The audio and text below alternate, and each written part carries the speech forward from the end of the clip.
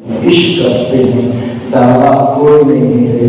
हम शिया नाम के शिया है, लेकिन हमारे अमाल में और जब हम अपने गिरबानों में जानते हैं तो देखते हैं तो हमें शिया दिखाई नहीं देता। अगर शिया है तो अबू ज़र है, मिक़दाद है, कंबर है, सुलेमान है, मिस्र में तम्मार है कि सूली पे बिल्कुल गए तो फिर भी अली अली उन्होंने जारी रखा। हम अली अली करने वाले सिर्फ दावा कर सकते हैं, दलील नहीं है, लेकिन खुदा के यहाँ दावा ही काफी है। एक शख्स जल्दी से मस्जिद में दाखिल हुआ, आवाज बहुत मुंतशर था, आवाज ठीक है, ठीक ठीक। एक शख्स जल्दी से दाखिल हुआ और मौलाना जो है वो वुज़ू फरमा रहे थे। अब ये देख रहे हैं कि एक शख्स जल्दी से आया है और इसने जल्दी से वुज़ू किया है। अभी मौलाना वुज़ू कर रहे हैं कि ये मस्जिद में गया, मौलाना अभी वुज़ू करके मस्जिद की तरफ जा रहे थे कि ये शख्स नमाज पढ़ के वापस जा रहा। कितनी देर लगी होगी? मुख्तसर सी देर लगी होगी। जल्दी जल्दी से इसलिए किया और नमाज पढ़ के वापस आ गया। अब जैसे ही मौलाना ने देखा कि अभी किया था और अभी वापस आ गया तो अर्ज करता है मौलाना ने रहना था, कहा इधर आओ, शख्स इधर आओ। जब पास किया समझ गया कि मेरी कोताही जो है वो तेरे बहस आएगी, तो अब मौलाना कहाँ गए थे? अब कहता है कि नमाज पढ़ने गया तो फंसता हूँ, तो अब कोई जवाब नहीं था, तो कहता है हाजिरी लगवाने आया था। क्यों? नमाज तो मैं पढ़ ही नहीं सकता। तो हम लोग हाजिरी लगवाने के लिए आते हैं, पे चुनते हैं, तो जब हम उसका इजहार करते हैं तो हम ज़बान से जब एक कलमा जारी करते हैं कि हम भी मोहम्मद वाले मोहम्मद के मानने वाले हैं, इसके अलावा हमारे पास कुछ नहीं। तो इसका मतलब ऐसा करना पड़ेगा आपको। सलाम पढ़े मोहम्मद वाले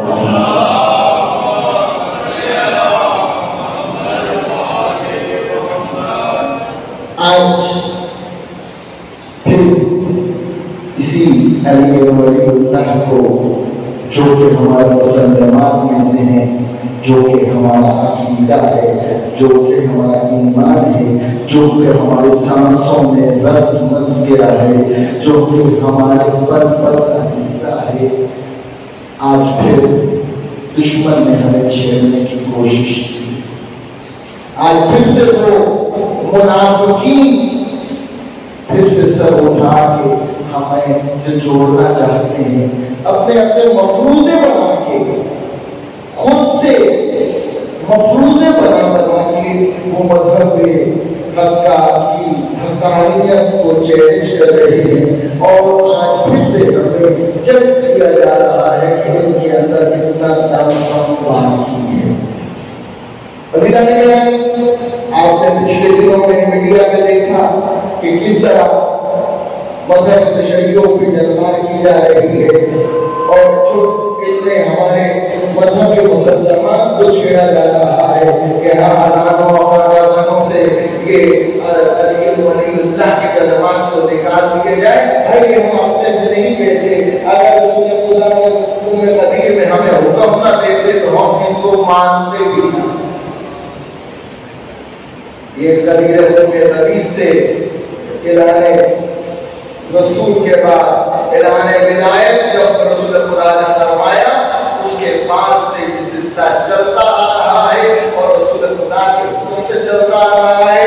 इंशाअल्लाह ताला रोज़े क़यामत इस सिलसिले को हम कायम और दायम रखेंगे। कोई ताकत, कोई हुकूमत, कोई जाबर, कोई जालिम या कोई भी तंजीम हमें हमारे इस अकीदे से एक कदम नीचे धकेल नहीं सकती। इंशाअल्लाह इनकी बातों में हम आने वाले नहीं, इनकी बड़े बड़े धमकियों में आने वाले हम लोग नहीं।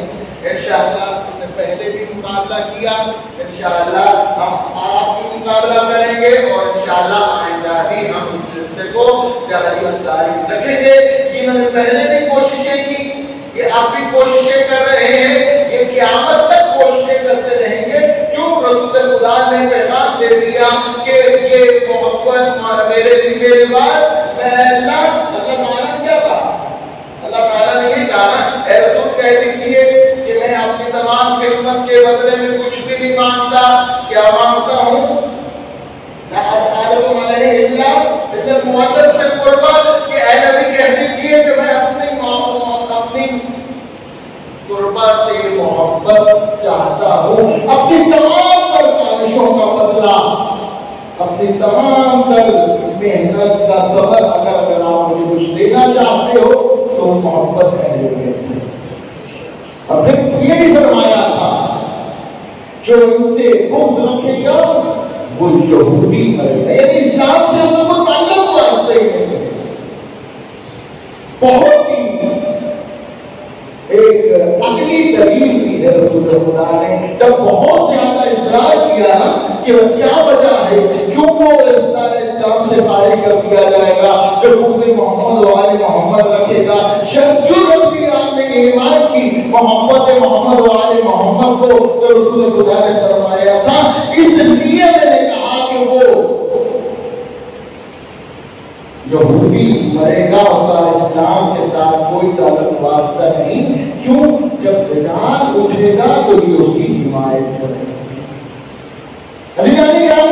आज आपने देख लिया कि अभी तक दज्जाल आया नहीं है, उसके चाहने वालों ने, दुश्मनान मोहम्मद ने उनके महल्लात से आकर बेच दिए, दे चुके हैं उनके महल्लात को, और ऐलान किया जा चुका है कहां है आपका महदी, आओ हम उसके लिए लड़ने के लिए तैयार हैं।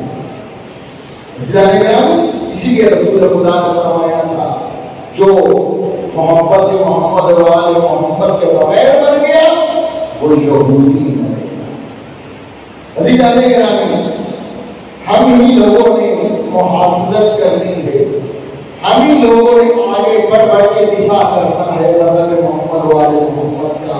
हम ही लोगों ने मैदान फराहम करना है कि आज इमाम ज़माना तशरीफ लेके आए तो हम उनके लिए आमादा हो,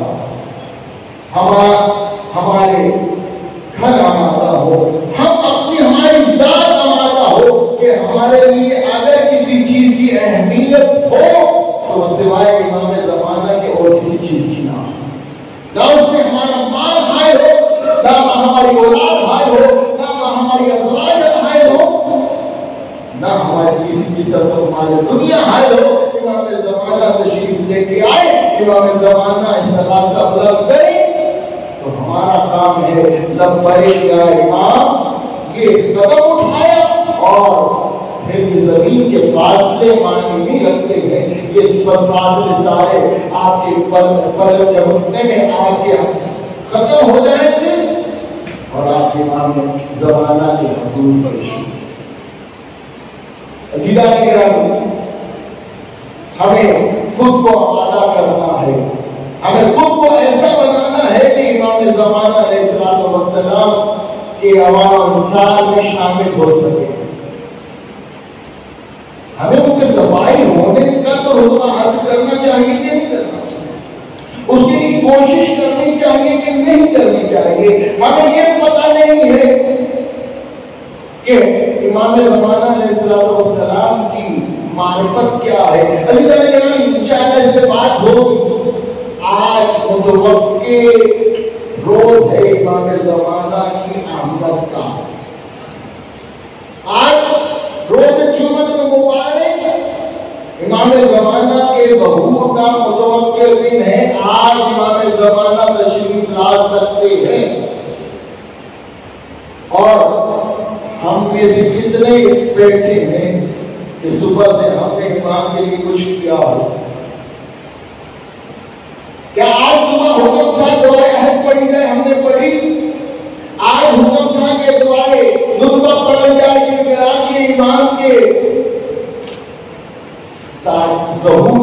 दुआ की जाए, क्या हमने की? हमने कितनी अल्लाह बला की, हमने इमाम ज़माना की, अल्लाह ज़माना की ज़रूर कितनी दुआएं की, हमने कितनी नमाजें पढ़ी हैं, कितने सर झुका के, कितने आंसू बहा के, अल्लाह के सामने गिड़गिड़ा के हमने इमाम ज़माना के ज़रूर में ताजीब की दुआ की है। हम गुनाहगार हैं। अगर हम इस्लाम फरमाते हैं कि मैं खुदा के अलावा, जो खुदा से डरता है वो किसी से नहीं डरता, और जो खुदा के अलावा किसी से डरता है वो सारी मखलूक के खुदा से डरता है। हम तो उसी के मानने वाले हैं, हम उसी के शिया हैं। हम सीनतान के बरमला कहते हैं, और कितने नाम में से लेते हैं कि जैसे ही दुश्मन मोहम्मद वाले मोहम्मद ने विलायत अमीरुल मोमिनीन पे बात की, और कितनों ने हम में से, सब में से तकरीबन 90% अफराद ने अपने मोबाइल के स्टेटस में लगाया लेकिन क्या हमने उनको वली माना है? क्या हमने उनके हुक्म की तामील की है? क्या हमने तहफ़्फ़ुज़े नामूसे सहाबा की कॉन्फ्रेंसें की हो रही है, जगह जगह पे जिनाज़ात मुनक्किद हो रहे हैं, वहां पे मफरूज़े घर घर के मज़हब शियत की हक़ानियत पे बातें की जा रही हैं, वो हमें झंझोड़ना चाहते हैं, वो रोजाना हमें ललका रहे हैं। तो हम सिर्फ ज़बानी कलामी शिया बन के ना रह जाए। मैंने पिछले जुमा भी अर्ज़ किया था, हमें जागना पड़ेगा, हमें होश के नातुन लेने पड़ेंगे। और देखिए कितना नाजुक दौर चल रहा है। एक तरफ हमारे हमसाए मुल्क के अंदर हुकूमत का तब्दील होना, और पाकिस्तान को बिल्कुल बगैर यानी डायरेक्ट इन्वॉल्व किया जा रहा है या हो चुका है, और इसी मौके से फायदा उठाता हुआ हमारा दुश्मन वो हम पे इल्हार कर रहा है। ये जो सब उठा रहे हैं ये कौन है? इल्मी सलाहियत तो आपने इनकी देख ली, आप देखिएगा इल्मी सलाहियत, कितनी इल्मी सलाहियत है कि उर्दू के लफ्ज़ के मुतरादिफ को उठा के, उसकी मुशाबियत को उठा के किधर की बात किधर लेके जा रहे हैं। ये इल्मी सलाहियत है। क्या ये इस काबिल है कि हम इनको जवाब दे सकें? नहीं, ये इस काबिल ही नहीं है, इनकी औकात ही नहीं है कि हम इनको जवाब दें। मुकाबला हम करने का होता है, ये हमारे बराबर तो है ना, हम तशरीफ मशहूर हैं। हमारे लिए कहा जाता है हम दलील से बात करते हैं, हमारे पास दलाइल है, हमारे पास सबूत है। इस वजह से हमने कभी इन जैसों को जवाब नहीं दिया। क्यों? बेवकूफों को जवाब नहीं दिया जाता। हमें अपनी जिम्मेदारियां निभानी पड़ेगी, हमें जागना होगा।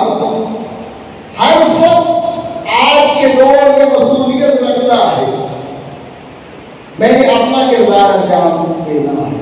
तकरीर कर सकता हूँ, तकरीर के जरिए लिख सकता हूँ, लिख के अपना मैं स्टेटस लगा सकता हूँ, स्टेटस लगा के नहीं बात मानता, लेकिन उससे बेजारी करके मैंने ये बताना है कि मेरा उनके साथ कोई ताल्लुक वास्ता नहीं है। आज आप सब जो इंटरनेट इस्तेमाल करते हैं, जो मोबाइल इस्तेमाल करते हैं, आपको एहतजाज स्वीकार करवाना चाहिए, आपको आवाज बुलंद करनी चाहिए, लेकिन सोच समझ के ऐसा ना हो कि जैसे दुश्मन चाहता हो हम उसी के रास्ते पे चल पड़े, जैसे जिस रास्ते पे वो हमें चलाना चाहता है। आज एक शख्स के, एक ही शख्स के कोई 3-3, 4-4 अकाउंट है। फेसबुक पे वो उसको बात करता है, वो उसको बात करता है, बंदा एक ही है, वो तो एक दूसरे गाली देते हैं, वो ट्रेंड बन जाता है, 4 लोग ज्यादा उसके साथ मिल जाते हैं। अब वो बात इतनी आम हो जाती है कि जो बात हम निजी महफिल में करने से कतराते हैं, हमने से कौन ऐसा है जो असहाब की ताज़ीम न करता? हम कौन ऐसा है जो रसूलुल्लाह को न मानता हो? हम सब मानते हैं, लेकिन शरारत जो होती है वो शरारत होती है, प्रोपेगेंडा की एक आवाज होती है। और आप हर तरफ ये देखेंगे एक आवाज लेके चल रहे हैं, वही लोग आपस के अकाउंट में वो बातें कर कर करके इतनी वायरल कर देते हैं कि हम जैसा जो एक नादान होता है वो कहता है कि तो इतनी बात उसने भी कर दी, उसने भी कर दी, उसने कहता चलो मैं भी शेयर कर देता हूँ। चाल बिछाया जा रहा है, कितनों को उठा के जबरी कैद किया गया है, कितने गुमनाम कैदी जब जेलों में, कितने हम जैसे लोग सिर्फ हैरत ज़दा है और खामोश बैठे हैं, हमें क्या परवाह है, हम पे आएगी तो हमें पता चलेगा। हम हमारे खानदान में से किसी पे मुसीबत आए तो तब हम हरकत में आएंगे, या हमारे घर के ऊपर किसी पे मुसीबत आएगी तब हम हरकत में आएंगे। अज़ीज़ान गिरामी, इससे पहले कि बात घर तक पहुंचे, अपने दुश्मनों को दूर से पहचानिए और इन चीजों को अहमियत देने की बजाय इनका आसन तरीके से समझदारी से इसका दिफा करें और अपने एतराफ में मुतवज्जे करें लोगों को कि भाई की दुश्मन की साजिश है, उसका हिस्सा नहीं बनना। अज़ीज़ान गिरामी, यकीनन आप सब मुतवज्जे हैं, आज का दिन बहुत बड़ी मुसीबत है। आज वो दिन है जिसकी वजह से कि इस्लाम बचा। अगर करबला के अंदर सब शहीद कर दिए जाते और सानिया ज़हरा शरीकत हुसैन न होती तो आज सब कुछ खत्म हो चुका। आज 3 सफर है, आज तीसरा दिन है नबीज़ादियों का शाम के बाहर इंतजार होते हुए कि अभी हुक्म हो तो हम दरबार के अंदर दाखिल हो। क्या होता रहा? अज़ीज़ान गिरामी, सिर्फ 1 लाख बंदा ऐसा था जो ढोल बजाता था और हर तरफ शराब पी जा रही। मैंने कह दिया, आपने सुनी, उन बाजारों से एक मस्तूरात को गुजारना है जहां पे आज भी शरीफ इंसान नहीं गुजर सकता। अज़ीज़ान गिरामी, जबकि ढोल की आवाजें, ये मौसीकी की आवाजें, एक रावी जो ये रिवायत बयान करता है इब्न उतैबा, उसने सुनी ना, तो तजारत की तरफ से वहां गया था तो एक सराय के अंदर इसने अपना पड़ाव डाला तो वहां पे देखता है कि आवाजें कैसी हैं। जब देखा आज मुसलमानों का कोई ईद का दिन तो है नहीं, कोई खुशी का त्यौहार का दिन तो है नहीं, तो अपने साथी से पूछता है क्या वजह है, तो वो कहता है कि आज शाम के अंदर कुछ कैदी लेके आए थे, ये बागी थे, करबला के अंदर इन्होंने उनके बड़ों ने बगावत की और इनको असीर बना के आज इनको लाया जाता। जैसे ही इन्होंने ये सुना, कहते ने जाके देखा इनका काफिला है, तो मस्तूरात 12 मस्तूरात हैं, एक रस्सी है और ऐसे खींचा जा रहा है जैसे बेचने वाले गुलामों को खींचा जाता है। कहते मैं आगे बढ़ा, मैंने देखा एक ज़ईफ़ कहती है कमर झुकी हुई है, सर के बाल सफेद है। मैंने उससे पूछा कि ये मेजों के ऊपर किसके सर है, तू कौन है और क्या तुम्हारा जन्म था कि तुम्हें ऐसे कैद किया गया है कि तुम्हारे इस्तकबाल में इतने दिनों से मैं ये बैतमाजे सुन रहा हूं। जैसे इमाम ने सर उठाया और वो मुतवज्जे हुए, कहा है उठने इब्ने उतैबा, तू तो अहले शाम में से नहीं है, तू तो शामी नहीं है। जब अपने नाम को देख सुना ना कि ये कैदी तो मेरे नाम से आशना है और ये भी जानता है कि मैं शाम का रहने वाला नहीं हूं, तो लोग कहते हैं आप कौन है? कहा मैं हुसैन इब्न अली का बेटा सज्जाद हूं। मेरे बाबा का सर रोगों के नेता में है, वो मेरे भाई के अकबर का सर है, वो मेरे फर्ज के अंदर गर्दन में मेरे चाचा अब्बास का सर है और ये तमाम के तमाम बदमाशन के सर है। मौला मेरी क्या हुक्म है, मैं जहाज करूं? हाँ नहीं, मुझ पे हिसाब कर, बता तेरे पास कितनी रकम है? कहा मेरे 2000 दिरहम है। कहा 1000 दिरहम की जाके अगर मुमकिन हो तो चादरें ले आओ। जल्दी से क्या चादरें खरीद के लाया, बीवियों को चादरें, बीवियों ने चादरें पहनी। थोड़ी देर के बाद फिर से अलहिजाब की आवाज़ें बुलंद हुई। बेटियों के सर से फिर चादरों को छीन लिया गया। फिर मौला के पास आए, बोले चादरें तो फिर छीन ली। कहा इनको एहसान कर, जो पैसे बच गए हैं इन पैसों से जाके कि जिन्होंने मेरे पापा का, मेरे भाइयों का, मेरे चचों का सर उठा रखा है ना, उनको जाके दे कि किसी तरह की सर इस मजमे में आगे ले जाए। जैसे कि लोग आगे सर लेके जाएंगे ना तो मेरे पुत्रियों में पड़ना लग जाएगा। अजीजा ने गिरामी, अब थोड़े से आगे बढ़े ना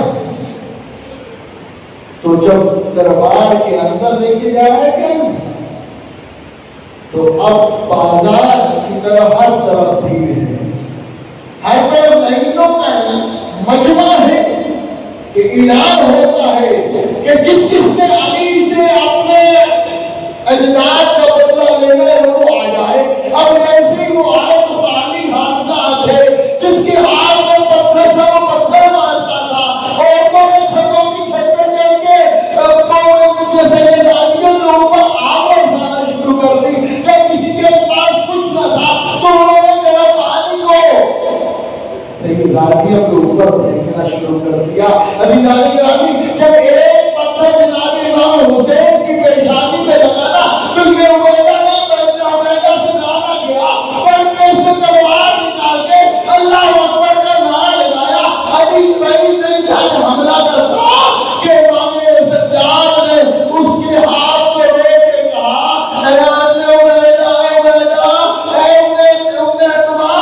ये तू पहला पत्थर है, हमने करेला से शाम तक। अजीजाने गिरामी, एक वक्त ऐसा आया जब नगीनों के मजमे में जनाब ज़ैनब पत्थर खा खा के जख्मी हो गए और हालत ये हो गई कि सारे जिस्म से खून जारी है, पांव की तलियां जख्मी हो गई, अब चला नहीं जाता साथ ज़हरा से। सज्जाद से कहा, ऐ सज्जाद आप रंजन पाओगी। एक लाइन आगे बढ़ा और सज्जाद की कमर के ऊपर जुल्म करना शुरू कर दिया।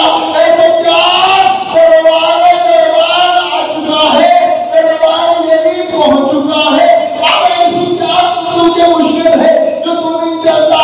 और जैसे जुल्म करना शुरू किया तो अब रिवायात बताती है ज़ैनब से खड़ा तो हुआ नहीं जाता था।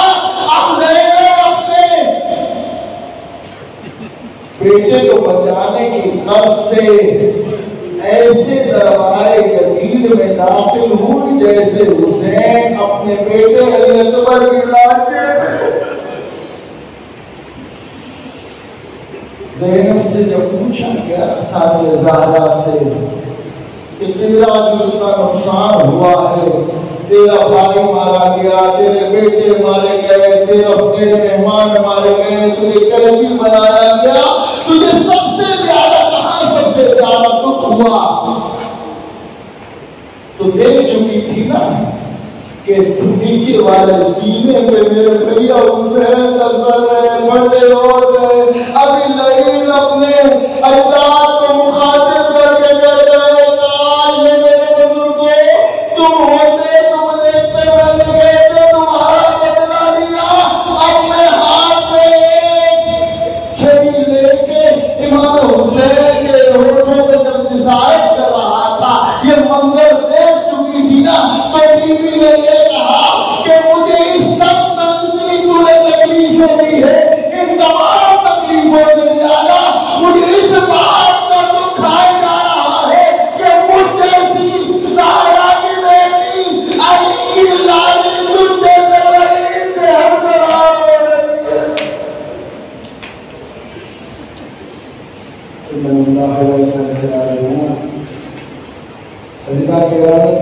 कि मजहब आराम से नहीं पहुंचा है, बहुत खर्च हुआ है मोहम्मद वाले का। हम अपनी बेटियों माओ को बाजारों में उन बाजारों से नहीं भेजते हैं कि बेटा वहाँ मत जाओ, वहाँ पे मर्द बहुत ज्यादा होते हैं।